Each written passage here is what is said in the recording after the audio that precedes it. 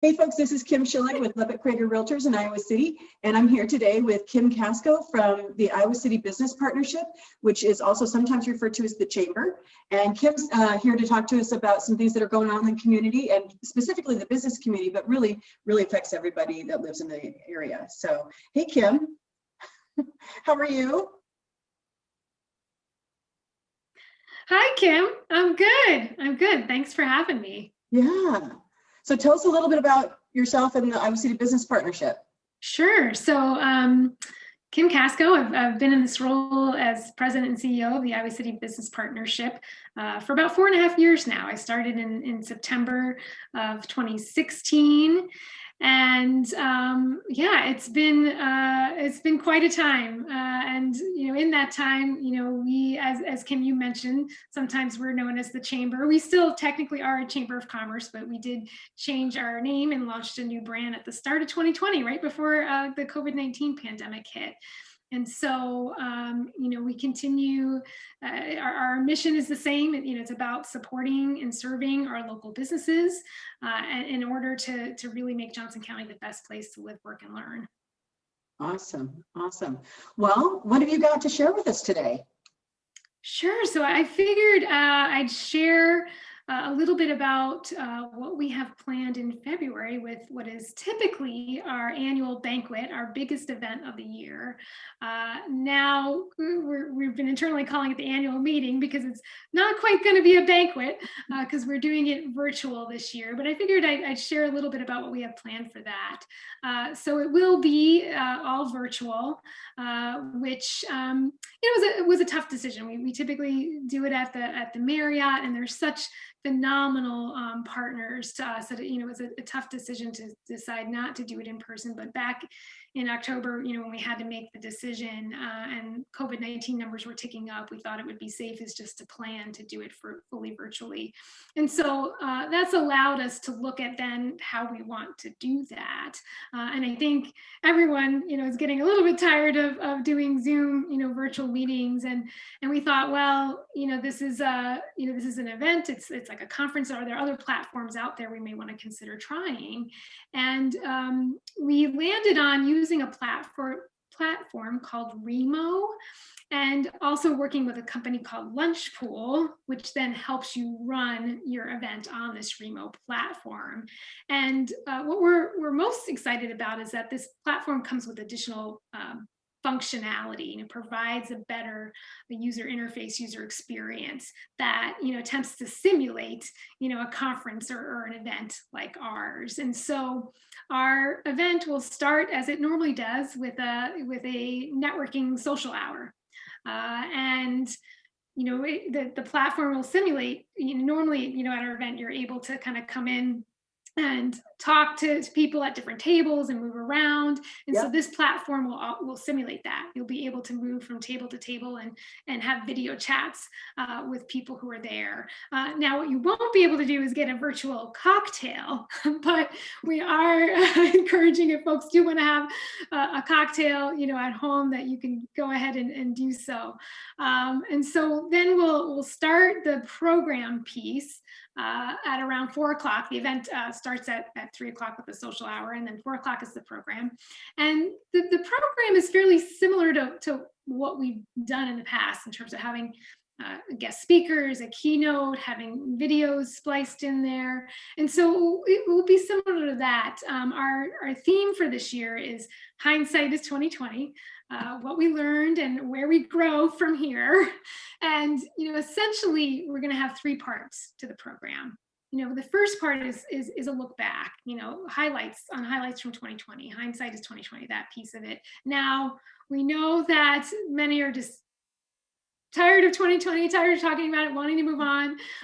But we feel that there were just some bright spots and some nuggets from the past year, that we want to carry with us into the future, into 2021. That's important to look back on and acknowledge. And so we'll be sharing out some of the things that we're most proud of accomplishing as an organization, but also share out member stories from the year. The second part will be really a reflective part, reflecting on what we learned from 2020, and then how we apply it moving forward. And so we're really excited to have the new dean of the Tippie College of Business at the University of Iowa, Dean Amy Christoph Brown, joining us for this part. Cool. And basically, she and I are going to have an informal conversation on what she's seeing in terms of how COVID-19 has impacted business trends and what she sees emerging in the research, and also talk about, as a leader, how she's navigating, taking her organization through this change and what she's looking at in the future.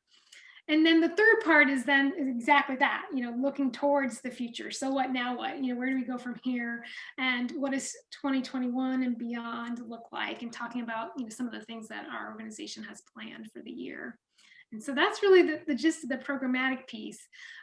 In terms of, some of the logistical stuff, folks can join us by purchasing a ticket, and you could do so through our website, which is www.iowacity.area.com. And we adapted our ticket pricing, to the fact that we're doing this virtually, and we're not going to have a banquet per se or the same space cost. So we do have a base ticket price of $20. And then we also have what we're calling our VIP, or very important partner ticket, that is $55, and that gets you a $15 gift card to a member restaurant. It gets you an additional $5 towards either a beverage or a dessert with another member restaurant, and then a $5 contribution to our Pay It Forward fund, which is a fund that helps members who are struggling to pay their annual dues because of the COVID-19 impacts, and which I believe, Kim, you are a sponsor and a contributor to that fund, and thank you so much for that. And so we're excited to be able to, with this packaging, being able to support some of our local restaurants as well as our members. And so encourage, I'd like to invite everybody to join us. Again, the date is February 18th from 3 to 5 p.m. And ticket sales go until February 11th. Awesome. And so that's the annual meeting in a nutshell. Oh, and we're excited. We're excited to try this new platform. It's a little bit nerve-wracking too, in that it's our first time using it. But again, that's why we're using this company called Lunchpool to help us ensure that it's successful and a good experience for all. Well, it's definitely exciting, and one of the favorite parts, I think, for everybody is that networking hour before. And since we haven't really had that chance to do much of any of it last year, I think people are just really hungry for that, in a way, to connect with people and to create that, even if it is virtually, by going from table to table virtually. I think people will be anxious to jump in for that and connect and hear from people that they haven't seen all year,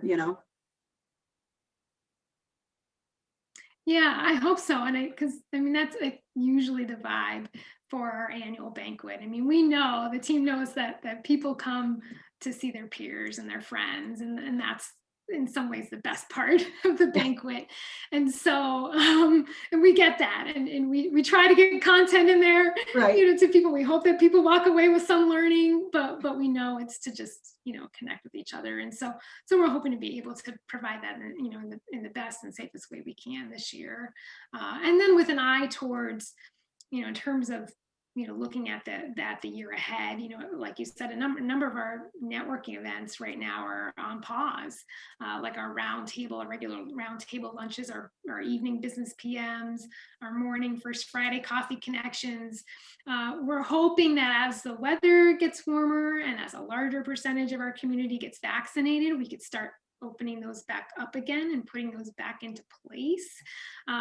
Still working on I know how we we loved might do hosting that at Levitt Krager. That was, I know they really enjoyed having people come in and do that. So, and we've got a large enough space that you can do that. So that's good. You could spread out safely. And so, yeah, we've got, our events team is just looking at how we can do that and how we can do that safely, and what that looks like in this coming year. And so, we're hoping we'll get those back in place, as well as, it's an opportunity to tweak too how we do things, and Sure. and refresh them, based on what folks want and how they want it.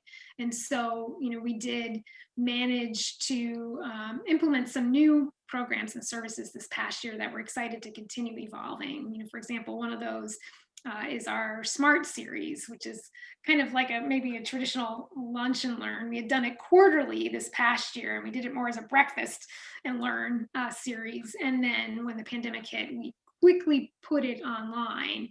And that's actually worked out pretty well, because I think in some ways, people don't have to travel to go. So I think some people are more apt to go because there's that time saved there. But we could also more easily record the Zoom session, and share it out. And so we're going to continue with it in that format and do it monthly. And so that's our SMART series. And so we're excited to continue with that. And then, we also have, we did launch a couple of peer-to-peer network groups this past year as well, that really get focused on a certain, whether it be an industry or profession, and brings folks together that are within that industry or profession, just to talk about best practices and learn from each other. And we've got 2 groups so far that are meeting around that. It's a nonprofit oriented group, and then a finance and accounting group. And so, basically, as members have interest in those, or if there's other interests for other particular areas, we look to get those started. And those groups have been meeting virtually as well. Oh, and then it will be up to the groups as to when they want to, experiment with meeting in person.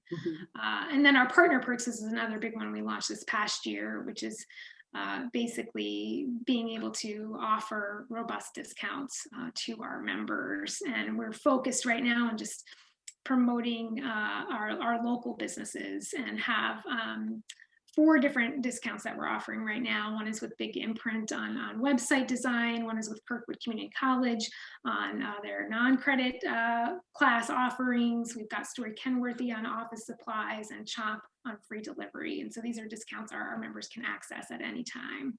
And so we're excited to be able to offer some other things, besides what we're typically known for in terms of those networking events, and provide kind of a full suite of services. It's really great that you guys were able to pivot so quickly and do that over the past year, to reach out to the community and do that. I know it's been helpful, and even just the information that you guys send out weekly is so helpful. Yeah, I mean, that became, when COVID-19 hit, I mean, we dropped everything. I mean, first we had to take care of, we had some things, roundtable lunches planned for that week in person, and we quickly, put those on pause. And then we just turned our attention to, what do our members need? And I think the very first need was just information, like what's going on out there with COVID-19, and what are we supposed to be doing, and how so really it just became about getting the latest information, trusted information, accurate information, and summarized. There was just so much coming at you, like, our team would just read things and write summaries. And so that became the initial push. And then we realized our peer organizations were doing the same things for their constituents, a lot of which overlap. So we thought, let's do this together. We can be more efficient about it. So we pulled our comms team members together and launched a joint resource website, pushed out a weekly e-newsletter, and then ad hoc emails as needed, did weekly state of the community webinars. And so it just became all about that. And then all about also making sure that our business community was getting connected to the financial resources that were coming out, the federal stimulus packages, and then the state had some grants. And so and we're continuing to do that, continuing to connect our businesses with those funding options. That's great. That's excellent.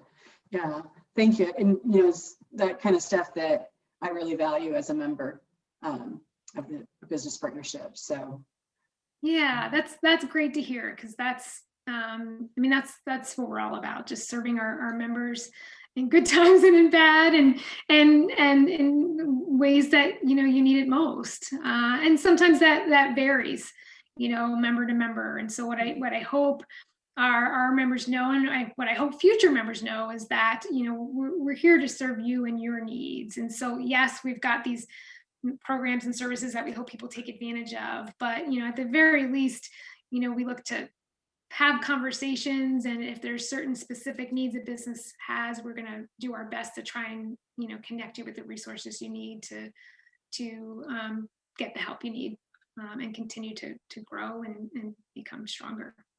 That's great. That's great. Well, what else do you have to share with me? This has been great. Gosh, let's see, other things coming up this year too. So hinging off of, what we talked about with our collective effort with our peers, we did launch a community-wide initiative this past year called Project Better Together. And that was, after we got past that kind of initial information push, we're like, what more can we do together to really support and impact our community?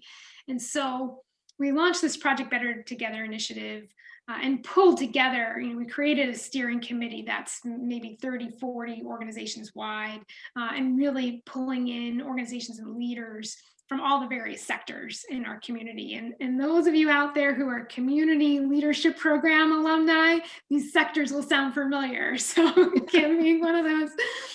So we've got the government entities involved, both city administrators, elected officials. We've got healthcare, our hospitals are involved in this initiative. We've got human services, our nonprofits. We've got business, our 4 peer orgs are heavily involved. And so we've got, just kind of across sectors and looking at, what are the needs in all these various sectors, and how do we connect the dots, across those needs, and how do we move some things forward? And some of the things that have come out of it, particularly that we've kind of pushed around business and economy, is all about incentivizing consumer spending. And so we did a couple of campaigns to incentivize shop local. We did one initially this summer called the Holding Our Own campaign, gift card campaign, and that generated over $800,000 in impact in local spending. And what's really exciting too, as part of that, we were able to launch a grant program to support our BIPOC and immigrant-owned businesses, where we're able to fund about 33 businesses with over 50,000 in grant funding. And so that was a really special program to us. And we did a holiday version of our Holding Our Own campaign to continue incentivizing shopping local over the holidays. But, we also did a lot of work on just, keeping our community safe and our businesses open. We did a mask wearing campaign. We did a campaign to support our healthcare workers. I mean, when you think of the largest employers we have in our community, it's UIHC, Mercy, VA. We've got a lot of healthcare here, and they are just doing an amazing job, and we got to show them the love. And so we did an Adopt a Healthcare Worker campaign, and we're able to gift about 750 different healthcare workers, across the systems, and so continuing to show our support, for those organizations. And so, there's just been a lot of really wonderful things that have come out of that Project Better Together. And as we shift here into 2021, there'll still very much be relief activity. Right now we're focused on making sure that our business community knows what they need to know about the Paycheck Protection Program round 2, as well as the additional programs that the SBA is rolling out, and then the vaccine rollout, making sure that our business community understands how that's going to work and how businesses play a role in that. And so those are what we're focused on most immediately right now. But we need to turn our eyes very quickly towards recovery, and what does recovery look like, and how do we paint a vision as to where we need to be, and how do we recover not just back to where we were, but recover stronger, and be able to really address some things that we've always wanted to address, and become a more inclusive, a more sustainable, more equitable, a more resilient community. And so that's going to be the work of 2021. Well, look ahead for sure, but I think just the struggle of 2021 has resulted in a lot of growth as well, that was maybe never would have been had we not been faced with the struggle of the 2021. Yeah, I think so. I always, this sounds terrible in a way, but I am a big believer in no pain, no gain. and usually, and growth comes from that struggle and that pain. And while we never want to, lose people, in the way we did, this past year. There are, I think there are things that this pandemic has forced us to look at and think about and to innovate. I think of, as, our businesses, what would it taken, even our own organization, what probably would have taken 12 months to implement, we did in 12 weeks, Right. and some of those things are going to stay. Like it forces you to change and change quickly and to just implement it without worry if it was going to, fail or not. And so what can we keep from that? Right. And I think of all our businesses who, went to either their whole workforce being remote and making that shift, or businesses who had to change their operations because they couldn't go to remote, and what things might stay from that, going forward. And so I think it has accelerated innovation, in some ways. Agreed. Yeah, agreed. I think yeah, definitely wish that we hadn't had the loss that we had, and but there has been growth from it and innovation, like you said, that if we hadn't had this interruption, maybe we wouldn't have been challenged hard enough to do it. So, yeah.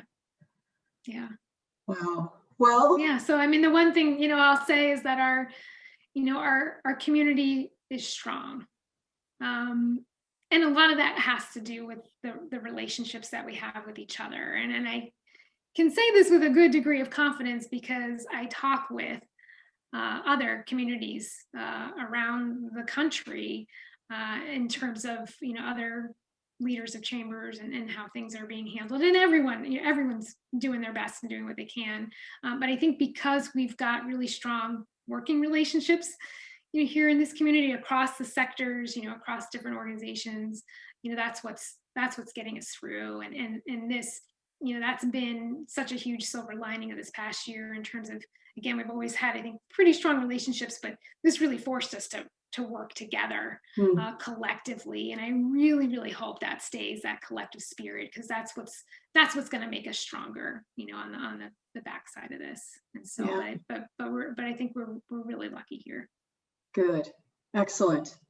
Well, thank you, Kim. I really appreciate it. Is there anything else you want to share, or should we save it for another time? No, I think that was it. I'm sure I'm forgetting things, but we have a lot going on. But yeah, I think hopefully I gave folks a good glimpse into our world right now and what we're working on, and stay tuned.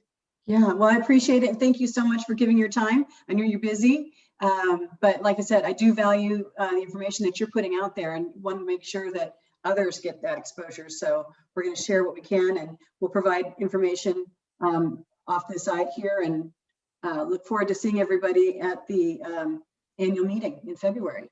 February 18th. We do too. February 18th. Yep. With a beverage. With a beverage. All right, awesome. Well, thanks, Kim, and have a great day. Thank you too, Kim. You as well. All right. Take care. Bye. Bye.